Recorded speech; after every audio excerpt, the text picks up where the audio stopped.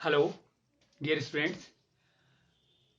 अब हम अपनी भौतिक विज्ञान की जो सेकंड बुक है इसमें जो हमारी यूनिट नंबर 6 है, आज इसकी शुरुआत कर रहे हैं। ये यूनिट नंबर 6 हमारी प्रकाश की यानी ऑप्टिक्स। इसमें हम प्रकाश की और प्रकाश से संबंधित जो घटनाएं हैं उनका अध्ययन करेंगे। पहले प्रकाश क्या है, मैं इसकी आपको जानकारी दे देता हूँ। प्रकाश प्रकाश एक प्रकार की क्या है, ऊर्जा है जिसकी अनुभूति आंखों को होती है, जिसको आंखों द्वारा या आंख जिसके प्रति संवेदनशील होती है। ये विद्युत चुंबकीय स्पेक्ट्रम का जो विकिरण है उसका ही एक भाग होता है प्रकाश, जिसकी तरंग दैर्ध्य लगभग 400 नैनोमीटर से लेकर के और 780 नैनोमीटर के परास में इसकी तरंग दैर्ध्य आती है। और प्रकाश की जो चाल है ये निर्वात में यानी विद्युत चुंबकीय तरंगे कोई भी हो, जो भी विद्युत चुंबकीय तरंगे होती हैं सारी, जैसे गामा, एक्सरे, अवरक्त, ये दृश्य प्रकाश, पराबैंगनी, ये जितनी भी विद्युत चुंबकीय तरंगे हैं इन सबकी जो निर्वात में चाल होती है वो एक समान होती है। और निर्वात में प्रकाश की चाल कितनी होती है, 3 × 10⁸ मीटर पर सेकेंड। यानी एक प्रकाश एक ऐसी एनर्जी है जो हमारे आंखों, जिसके प्रति हमारी आंखें क्या है, संवेदनशील हैं। और इसके द्वारा ही ये जो पूरा संसार है इसको आप देख पा रहे हैं। ये प्रकाश जब हमारी आंखों पर गिरता है तो ये हमें दिखाई पड़ता है। रात के समय में जब अंधकार होता है तो कोई भी वस्तु आपको दिखाई नहीं देती है। दिखाई देने का मूल रीजन है कि किसी वस्तु से जब प्रकाश टकराता है और टकराने के बाद जब वो हमारी आंखों में आता है, हमारी आंखें उसके प्रति संवेदनशील हैं, तो हमें उसकी जो प्रतिबिंब है वो हमें दिखाई देती है। इस प्रकार से हमें जब भी प्रकाश होता है तो वस्तुएं दृश्यमान होती हैं और अंधेरे में हमें कुछ दिखाई नहीं देता है। तो ये दिखने के पीछे आंखें जो देख पा रही हैं उसके पीछे जो ऊर्जा है वही है प्रकाश। वो ऊर्जा जिसके द्वारा आपकी आंखें देख पा रही हैं उसी ऊर्जा को हम प्रकाश कहते हैं। और उसी का अध्ययन हम इस यूनिट के अंदर कर रहे हैं। बड़ी इंपॉर्टेंट यूनिट है आपकी बोर्ड परीक्षा की दृष्टि से, आपके कंपटीशन की दृष्टि से। आप किसी भी हायर एग्जाम में जाते हैं तो वहां पे बड़ा इंपॉर्टेंट ये यूनिट आपके लिए होता है। तो इसमें पहली घटना जिसको हमने आज स्टार्ट कर रहे हैं, हम अध्ययन कर रहे हैं, वो है प्रकाश का परावर्तन। परावर्तन से तो बहुत सिंपल आप समझ पा रहे हैं। जैसे आप बॉल लेते हैं और बॉल को आप किसी दीवार पर मारते हैं तो टकरा करके क्या है वो वापस आती है, तो हम कहते हैं बॉल परावर्तित हो गई है। ठीक इसी तरह से जो प्रकाश है, प्रकाश की जब प्रकाश किसी स्रोत से पैदा हो रहा है, जो प्रकाश पैदा करने वाला स्रोत है उससे, और किसी गंतव्य का जो मार्ग हम उसका दिखाते हैं उसको हम प्रकाश की किरण कहते हैं। मान लिया यहाँ पे प्रकाश स्रोत है और यहाँ से प्रकाश जो चारों तरफ फैल रहा है, तो उस प्रकाश के गमन का जो मार्ग हम दिखाते हैं, मान लिया यहाँ से इधर भी जाएगा, इधर भी जाएगा, इधर भी जाएगा, तो ये प्रकाश किरण कहलाती है। इसको हम लोग प्रकाश किरण कह देते हैं, है ना। ये बिंदुओं को प्रारंभिक बिंदु से लेकर के और जहां तक प्रकाश का जो विचरण है वो संभव हो सकता है, अनंत तक प्रकाश का विचरण हो सकता है, तो उसको हम कहते हैं ये क्या है भाई, एक किरण है जो स्रोत से और गंतव्य की ओर जो प्रकाश के मार्ग को दिखाने वाला एक हम रेखा जो खींच रहे होते हैं उसको हम प्रकाश की किरण कह देते हैं। यहाँ पे किरण के रूप में उसको समझेंगे। तो पहली घटना प्रकाश का परावर्तन, मैं आपको बता भी रहा था कि टकरा करके वापस आना ही परावर्तन है। तो ठीक इसी प्रकार से जब प्रकाश जो है किसी माध्यम से गुजरता हुआ किसी सतह पर टकराता है और उस सतह से टकराने के पश्चात प्रकाश वापस उसी माध्यम में लौट आता है जिससे वो आ रहा है, जिस जिस माध्यम से वो आपतित हो रहा था। मान लिया ये हम देखते हैं हवा है, हवा से प्रकाश चलता हुआ आता है और किसी दर्पण की सतह पर टकराता है और टकराने के बाद वापस हवा में वापस निकल आता है, वापस लौट आता है। तो यही है परावर्तन प्रकाश का, यही घटना प्रकाश की परावर्तन कहलाती है।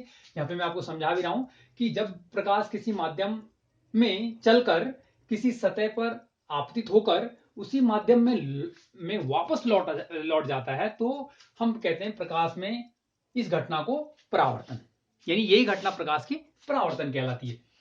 तो परावर्तन जो है वो कुछ निश्चित नियमों के अंदर होता है। ऐसा नहीं कि टकराया और कहीं भी प्रकाश चल दिया। प्रकाश के परावर्तन के कुछ निश्चित नियम हैं, आप उन नियमों को समझेंगे और इन नियमों को समझने के बाद आगे इनका हमें अनुप्रयोग आना चाहिए। कैसे ये, कहाँ पर इनका एप्लीकेशन होगा, किस तरह से ये नियम लागू होंगे, किस तरह के हम इनको न्यूमेरिकल्स में इनका उपयोग करेंगे, तो ये सारी चीजें आपको समझते हुए चलना साथ साथ में। तो पहला नियम जो प्रकाश के परावर्तन का है बहुत स्पष्ट है कि जो आपतित किरण होती है, मैं यहाँ पे फिगर भी बता दे रहा हूं। ये एक फिगर में मैंने आपको समझा रखा है। ये एक सतह है और ये प्रकाश की किरण, मान लिया इधर स्रोत है, यहां से प्रकाश की किरण चल रही है, ये प्रकाश की किरणें चल रही, और जब ये किसी सतह से टकराई, यानी कि ये सतह से टकराई और टकराने के बाद उसी माध्यम में लौट गई, तो ये जो आने वाली प्रकाश की ये किरण है, मैंने इसको किरण की संज्ञा दी थी, जो प्रकाश के मार्ग को दिखाने वाली जो हम रेखा खींचते हैं, ये जो किरण है ये आपतित किरण है, जो आ रही है सतह पर, जो टकरा रही है सतह पे, और टकराने के बाद प्रकाश किधर को चला, इस रास्ते को प्रकाश ने अपनाया, तो ये परावर्तित किरण है। ये आपतन बिंदु जहां पर प्रकाश आपतित हो रहा है, यहां पर यदि हम लंब खींचते हैं सतह पर, तो ये आपतन बिंदु पर अविलंब कहलाता है। और ये जो किरण इधर को गई, इसको हम परावर्तित किरण कहते हैं। टकरा करके वापस जाने वाली जो प्रकाश की किरण है उसको कहेंगे परावर्तित किरण। ठीक है, तो पहला जो नियम है वो क्या कहता है कि आपतित किरण, परावर्तित किरण और आपतन बिंदु पर अविलंब, ये तीनों एक ही तल में होते हैं। एक ही तल का मतलब समझ लीजिए क्या है। देखिए ये सतह है, ये सतह है, देखिए, या ये बोर्ड की सतह है।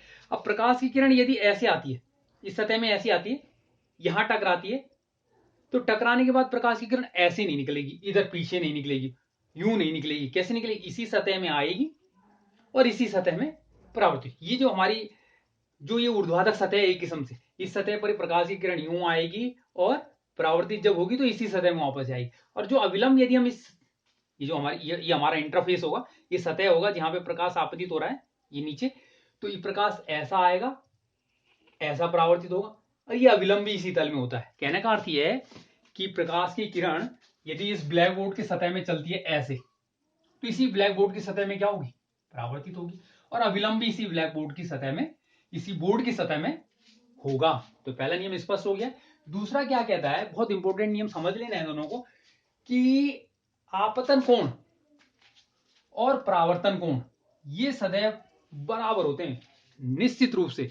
इसको कैसे समझेंगे कि ये जो आपतित किरण है और जो अविलंब है, इनके बीच में एक कोण बन रहा है, दिखाई दे रहा है, ये अविलंब है और ये आपतित, इनके बीच का जो कोण है इसे ही हम आपतन कोण कह देते हैं। ये हमारा आपतन कोण, यानी किस किस के बीच में ये कोण बनता है भाई, आपतन बिंदु पर जो अविलंब है और आपतित किरण है, इनके बीच का जो कोण है उसे हम आपतन कोण कह देते हैं। और ठीक इसी तरह से परावर्तित किरण और अविलंब के बीच का जो कोण है इसको कहते हैं हम परावर्तन कोण। तो नियम क्या प्राप्त हुआ, परावर्तन का जो नियम प्राप्त हुआ प्रयोगों से, वो स्पष्ट है कि जो ये आपतन कोण है और जो ये परावर्तन कोण है ये आपस में सदैव एक समान होंगे। मान लिया यदि आपतन कोण जो है 30 डिग्री, यानी ये प्रकाश की किरण इस अविलंब से 30 डिग्री के कोण पर आ रही है, आपसे पूछा गया कि परावर्तन कोण कितना होगा, बहुत छोटा ही है, 10th में आपने पढ़े हुए, यदि आई का मान 30 है तो आर ऑलवेज विल बी 30। आई यदि 45 डिग्री है तो आर भी 45 डिग्री होगा। ये परावर्तन का इंपोर्टेंट जो नियम, दो नियम है। अब तीसरा भी एक नियम के रूप में आप उसको समझ सकते हैं। अब मोस्टली यही दो नियम है। प्रकाश जब भी किसी सतह से टकरा करके वापस लौटता है तो प्रकाश की जो तरंग दैर्ध्य है या प्रकाश की जो आवृत्ति है या प्रकाश की जो चाल है वो कभी परिवर्तित नहीं होती। यानी जब प्रकाश आएगा, टकराएगा, टकरा के वापस जाएगा, तो जिस चाल से प्रकाश आ रहा है उस माध्यम में, क्योंकि उसी माध्यम में वो वापस लौट रहा है और एक माध्यम में प्रकाश की चाल हमेशा एक जैसी होती है, तो जिस माध्यम से प्रकाश आ रहा है टकराने के बाद उसी माध्यम में वो चला जा रहा है। तो इस परावर्तन की घटना के बाद प्रकाश के न तो चाल में अंतर आएगा, ना ही उसकी आवृत्ति में कोई परिवर्तन आएगा, ना ही उसके तरंग दैर्ध्य में कोई अंतर आएगा, यानी जो इनिशियली जो उसके पास चाल थी, उसका तरंग दैर्ध्य था, उसकी आवृत्ति थी, वही परावर्तन के पश्चात उसमें मौजूद रहेगी। चाहो तो इसको तीसरे नियम के रूप में लिख सकते हैं, अदरवाइज इसको ध्यान रखेंगे कि परावर्तन के पश्चात प्रकाश के गुणधर्म में कोई चेंज नहीं होता है। अब इसी से आगे मैं प्रकाश के परावर्तन के विषय में कुछ और तथ्य मैं आपको क्लियर कर देता हूं। ये जो प्रकाश का जो परावर्तन है, ये सतहों की प्रकृति पर निर्भर करता है।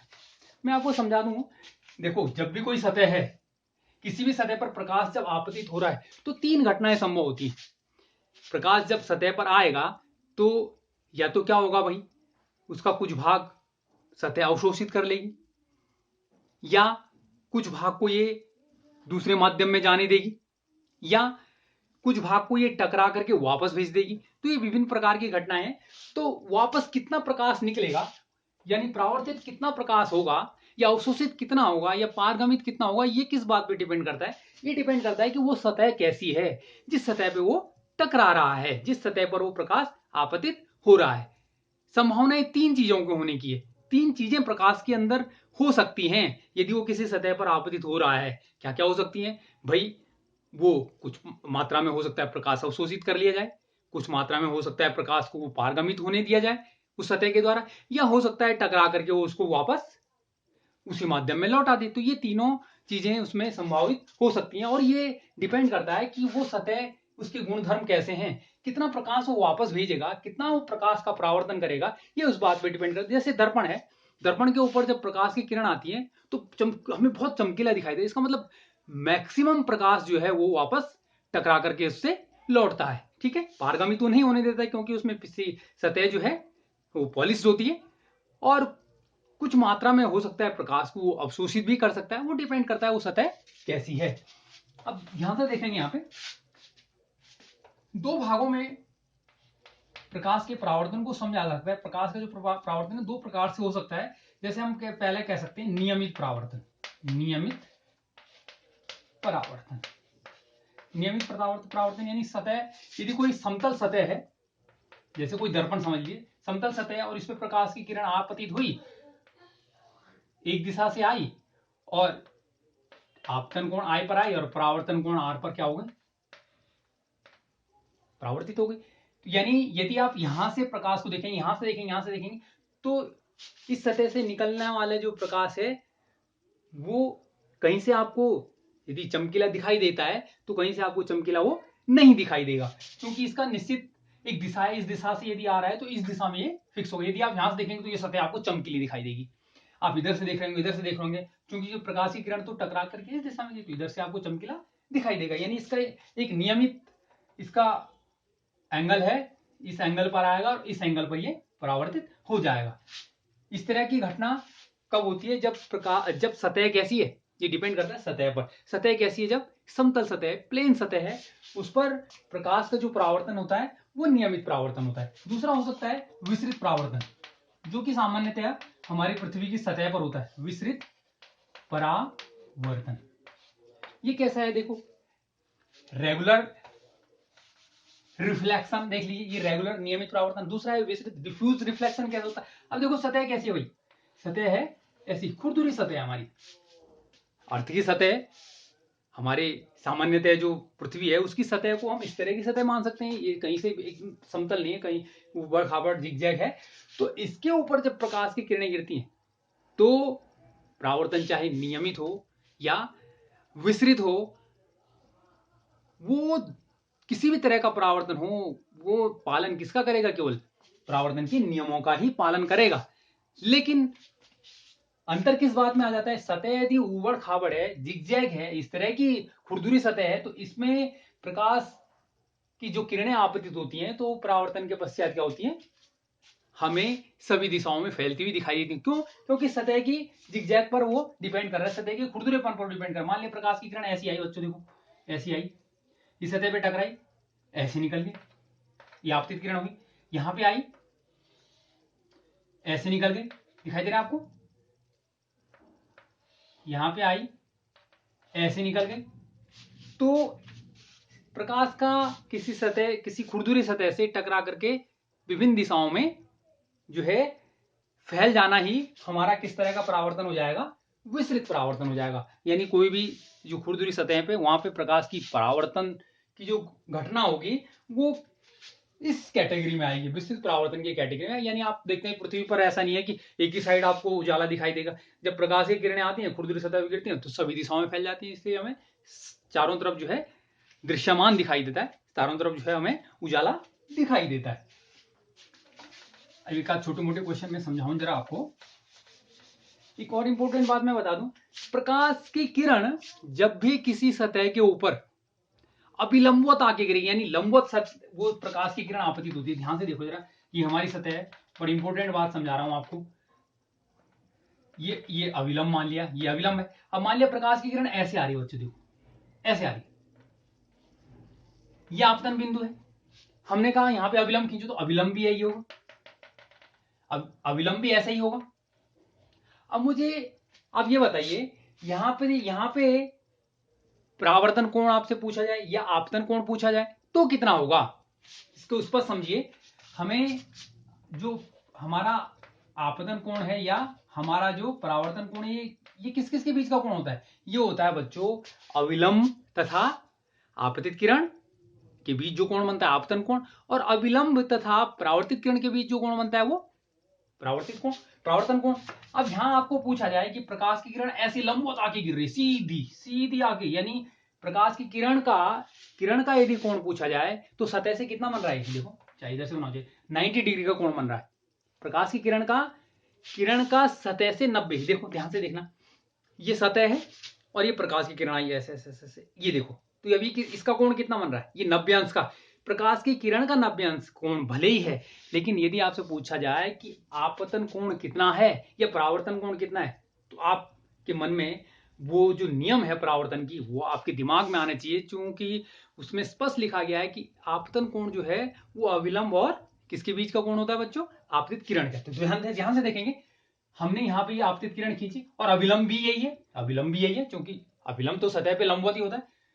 तो अविलंब और आपतित किरण क्या है, दोनों समांतर है, यानी उनके बीच का कोण कितना आ जाएगा, 0। भाई अविलंब भी उसी दिशा में, आपतित किरण भी उसी दिशा में है, तो यहां देखेंगे आप, ये समांतर है, तो इनके बीच का कोण कितना आ गया, 0। अब नियम क्या कहता है कि जितना आपतन कोण होता है परावर्तन कोण भी सदैव उतना ही होता है, तो परावर्तन के कोण कितना होगा, वो भी 0 होगा। अर्थात क्या मीनिंग हुआ कि किरण यदि लंबवत किसी सतह पर टकराएगी तो वो उसी मार्ग से क्या होगी, सदैव वापस लौट जाएगी बच्चों, ध्यान, ऐसी आएगी सतह से टकराएगी और उसी मार्ग से क्या होगी, हमेशा वापस लौट जाएगी। बड़ी इंपॉर्टेंट है ये, आपको अभी जब हम प्रतिबिंब बनाना आपको सिखाएंगे, गोलीय दर्पणों में हमें प्रतिबिंब बनाना सीखने हैं यहाँ पे, तो उससे जो है ये बड़ी इंपॉर्टेंट ये किरण आपको ध्यान रखनी है कि जब भी प्रकाश की किरण लंबवत किसी सतह पर टकरा रही होगी तो उस बिंदु पर टकराने के बाद वो उसी मार्ग से हमेशा क्या हो जाती है, वापस लौट जाती है। बहुत इंपॉर्टेंट है, ध्यान देंगे।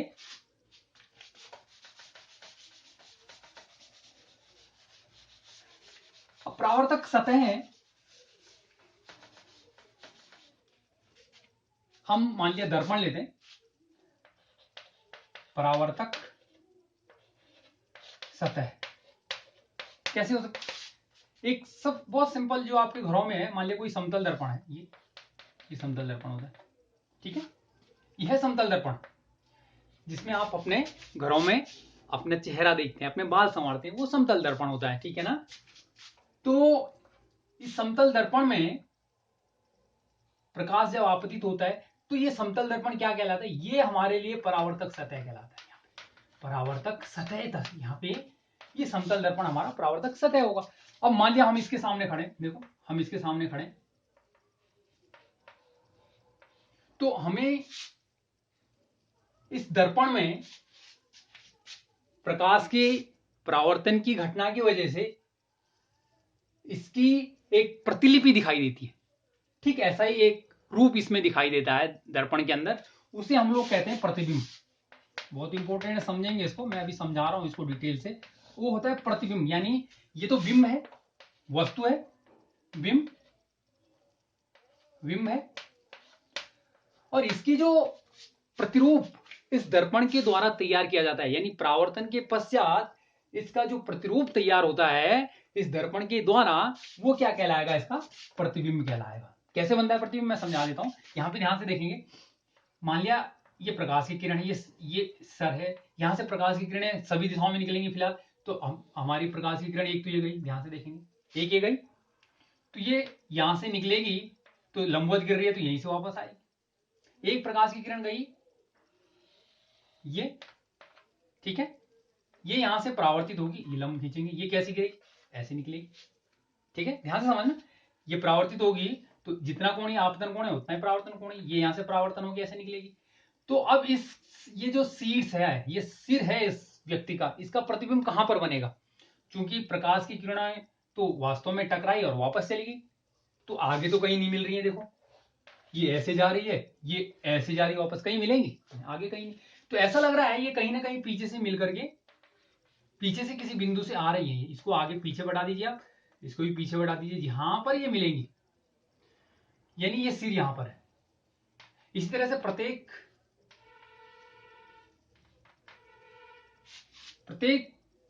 शरीर का जो बिंदु है उससे प्रकाश की किरणें इस दर्पण पर जाती हैं और इस तरह से हमें उसका प्रतिबिंब प्राप्त होता है। ये बिंब और ये प्रतिबिंब। अब कैसा प्रतिबिंब है इसको हम जानने की कोशिश करेंगे। वास्तव में जो प्रतिबिंब है वो दो प्रकार के होते हैं। प्रतिबिंब, पहले तो प्रतिबिंब क्या है समझ आया, किसी भी दर्पण के द्वारा परावर्तन के कारण किसी भी बिंब या वस्तु का जो प्रतिरूप तैयार किया जाता है दर्पण के द्वारा, परावर्तन के पश्चात जो प्रतिरूप बनता है। मान लिया मैंने आपको कहा था समतल दर्पण में आप देखें, अपना चेहरा देखेंगे तो आपको अपना चेहरा उसमें जो दिखाई देता है, वो जो चेहरा आपको दिखाई देता है, जो आपके चेहरे का प्रतिरूप जो उस दर्पण ने बनाया, वही तो प्रतिबिंब है, वही तो प्रतिबिंब है, ये इसका प्रतिबिंब है। तो प्रतिबिंब परावर्तन से भी बनते हैं, अपवर्तन से ही बनेंगे। अपवर्तन हम नेक्स्ट लेसन में अभी जाने के बाद अध्ययन करेंगे।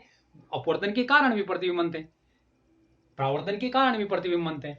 तो जो प्रतिबिंब है ये मोस्टली दो प्रकार के होते हैं, दो ही प्रकार के प्रतिबिंब होते हैं। एक होता है भाई बच्चों वास्तविक प्रतिबिंब, ध्यान से समझना आप, ये पूरी भाषा है हमारी, वास्तविक प्रतिबिंब, रियल इमेज।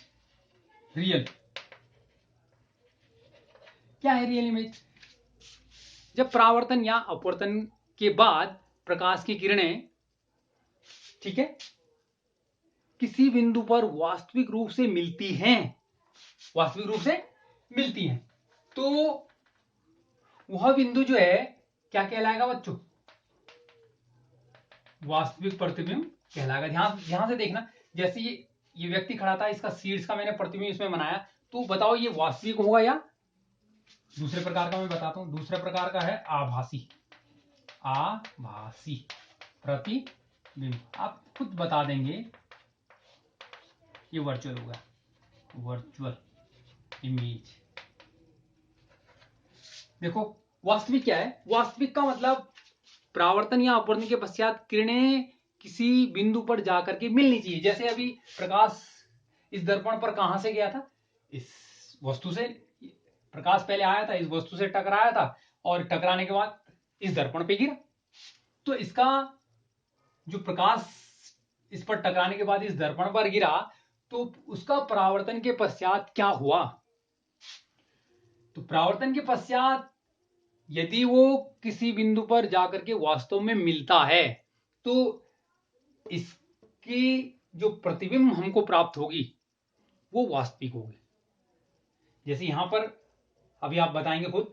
और यदि परावर्तन के पश्चात हमें प्रकाश ऐसा लग रहा है कि वो किसी बिंदु पर वास्तविक रूप से नहीं मिल रहा है, उस बिंदु से आता हुआ प्रतीत हो रहा है, ऐसा लग रहा है कि प्रकाश वहां से आ रहा है, जबकि वास्तव में वहां से नहीं आ रहा है, उस बिंदु से नहीं आ रहा है, तो वो जो प्रतिबिंब है वो कैसा प्रतिबिंब होगा? आभासी प्रतिबिंब होगा। यानी प्रकाश की किरणें उस बिंदु पर जा तो नहीं रही हैं, लेकिन एक आभास आपको हो रहा है कि ये प्रकाश की किरणें वहां से आ रही हैं, तो वो जो प्रतिबिंब आपको प्राप्त हो रहा होता है वो आभासी होता है। सिंपली जो आप घरों में जो प्रतिबिंब आप देख रहे होते हैं अपने दर्पण में, वो हमेशा आभासी ही होता है। और आभासी जो प्रतिबिंब होते हैं वो हमेशा ध्यान रखना सुलटे ही दिखाई देते हैं आपको। वो कैसे दिखाई देते हैं? सुलटे दिखाई देते हैं। तो यहाँ पे देखो ये प्रतिबिंब कैसा है, देखो एक्चुअल तो क्या हुई, प्रकाश की किरण गई यहीं तक, क्या यहाँ पीछे गई, नहीं गई ना, यहाँ गई लंबवत टकराई इस सतह से, और टकराई लंबवत तो परावर्तित भी उसी मार्ग से वापस हो गई, क्योंकि लंबवत के लिए मैंने आपको अभी समझाया था कि प्रकाश की किरणें जब भी किसी सतह पर लंबवत गिरेंगी तो वो उसी मार्ग से लौट जाएंगी, तो ये यहां से लौट गई वापस। अब यहां से प्रकाश, मैंने दो किरणें दिखाई है, बहुत सारी किरणें इसकी निकलेंगी यहां से, तो हमने दो किरणों खाली प्रतिबिंब को दिखाने के लिए कि कहां पर इसका प्रतिबिंब बन रहा होगा, तो दूसरी प्रकाश की किरण हमने कहा यहां से यहां टकराई, तो ये आपतित हुई इस बिंदु पर, ये अविलंब हो गया, तो ये आपतन बिंदु पर इसका आपतन कोण बन गया अविलंब से, और परावर्तित ये हो गए, ये इसका परावर्तन कोण बन गया। तो हमने कहा परावर्तन के पश्चात ये किरण तो इधर आ गई, ये किधर आ गई, तो प्रतिबिंब कहां बना, तो आगे तो कहीं नहीं बन रहा है, आगे तो कहीं नहीं मिल रही है, तो आगे प्रतिबिंब नहीं बन सकता, तो दर्पण के पीछे पॉसिबिलिटी हो सकती है। हमने कहा इनको जरा पीछे मिला के देखो आभासी रूप में, तो ये देखो ये यहां पर काट रही, इसको पीछे बढ़ाया हमने, ये डॉट डॉट जो कच्ची लाइनें मैं दिखा रहा हूं ये आभासी है, समझ लीजिए प्रकाश यहाँ पे जा नहीं रहा है, लेकिन ऐसा लग रहा है हमें कि यहां से आ रही, तो ये शीर्ष का यहाँ पे क्या बन गया, ये सिर का हमारे पास यहाँ पे प्रतिबिंब प्राप्त हो गया। तो कैसा है बताओ, कैसा है, कैसा है, बिल्कुल राइट, क्योंकि प्रकाश की किरणें वहां पे गई तो नहीं, लेकिन हमें आभासी रूप में ऐसा लग रहा है कि यहां से वो आ रही है, तो ये जो प्रतिबिंब यहाँ पे इस दर्पण के द्वारा प्राप्त होगा हमें, ये इस पे यहाँ पे कैसा होगा, आभासी प्रतिबिंब होगा। वास्तविक भी प्रतिबिंब हमारे पास प्राप्त होते हैं, अभी हम जब गोलीय दर्पणों के केस में हम बनाएंगे, अवतल दर्पण के केस में हम जब प्रतिबिंबों को बनाएंगे तो वहां पे कुछ कंडीशंस ऐसी आती हैं जहां पर आपको प्रतिबिंब वास्तविक दिखाई देता है, वास्तविक प्रतिबिंब बनता है। दोनों में खास जो अंतर है, वास्तविक प्रतिबिंब हमेशा सुलटे बनते हैं, सीधे दिखाई देते हैं, और आभासी जो प्रतिबिंब होते हैं, सॉरी, वास्तविक प्रतिबिंब हमेशा उल्टे बनते हैं, और जो आभासी प्रतिबिंब है ये हमेशा सीधे सुलटे दिखाई देते हैं, और साइज इनका डिपेंड करता है कंडीशन पर, और किस तरह का, जैसे समतल दर्पण में जो साइज होता है प्रतिबिंब का वो उसी साइज का दिखाई देता है जिस साइज का वो है, यानी जिस साइज की वस्तु है उसी साइज का इसमें प्रतिबिंब दिखाई देता है। ये बहुत सारे इसके गुणधर्म है, इनकी हम आगे जानकारी लेते रहेंगे। तो इस प्रकार से हम प्रकाश की परावर्तन की इस सामान्य सी घटना को आसानी से समझ सकते हैं। ये हमारे 10th क्लास में भी या 9th क्लास में भी ये हम पहले से थोड़ा बहुत पढ़े हुए हैं, तो इस तरह से इसकी थोड़ा सा डिटेल जानकारी मैंने आपको आज दे दी। अब सेकंड में हम, अब जो हमारा मेन इसका सेकंड पार्ट रहेगा परावर्तन का, वो रहेगा गोलीय दर्पण, बहुत इंपॉर्टेंट होगा एग्जाम की दृष्टि से भी, नॉलेज की दृष्टि से भी। तो आज के लिए इतना ही, आप आगे अवेयर रहेंगे, तैयार रहेंगे, और वीडियो को लाइक करेंगे, शेयर करेंगे, नोटिफिकेशन जो बटन है उसको, बेल को दबा देंगे, ताकि जब जब भी मैं वीडियो अपलोड करूं आपको वो नोटिफिकेशन उसका आ जाए। और वीडियो को लाइक करिए, इसको शेयर कीजिए, चैनल को सब्सक्राइब कर दीजिए, ताकि समय समय पर जब भी वीडियो अपलोड हो नोटिफिकेशन बेल को दबा दीजिए, तो जब भी मैं वीडियो अपलोड करूंगा तो तुरंत आपके पास नोटिफिकेशन आ जाएगा, और आप उसका जो है उस टॉपिक को इजीली उसको अध्ययन कर सकेंगे, समझ सकेंगे। आज के लिए इतना ही, थैंक यू।